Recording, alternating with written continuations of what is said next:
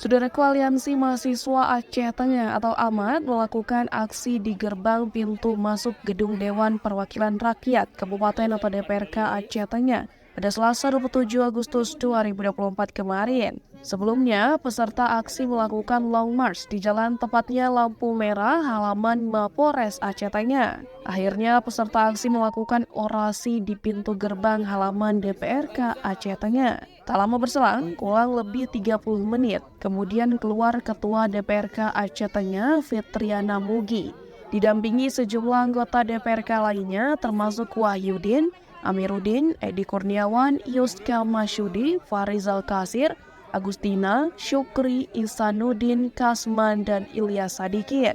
Di hadapan wakil rakyat tersebut, Koordinator Lapangan atau Korlap Afdalal Ghifari menyampaikan 3 poin penting dalam tuntutan mereka.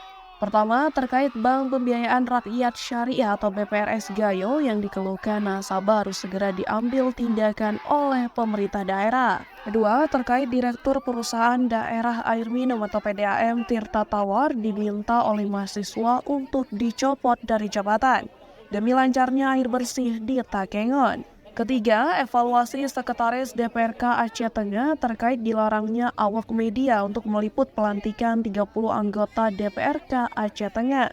Dalam waktu 3 kali 24 jam, permintaan kami harus segera terrealisasi, tegas Afdalal Ghifari. Fitriana Mugi menerima tuntutan mahasiswa tersebut. Ia menyampaikan keluhan masyarakat menjadi keluhan mahasiswa. Jadi kami mohon waktu untuk merevisi ini semua. Akan kami libatkan bersama dinas terkait, kata Fitriana Mugi. Dalam kesempatan tersebut, DPRK Aceh Tengah turut menghadirkan PLH Sekda Aceh Tengah Erwin Pratama, perwakilan PDAM Tirta Tawar, dan Sekwan Aceh Tengah Windy Darsa.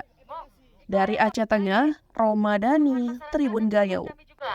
Jadi kami mohon waktu adik-adik, mohon waktu untuk merevisi ini semua dengan dinas.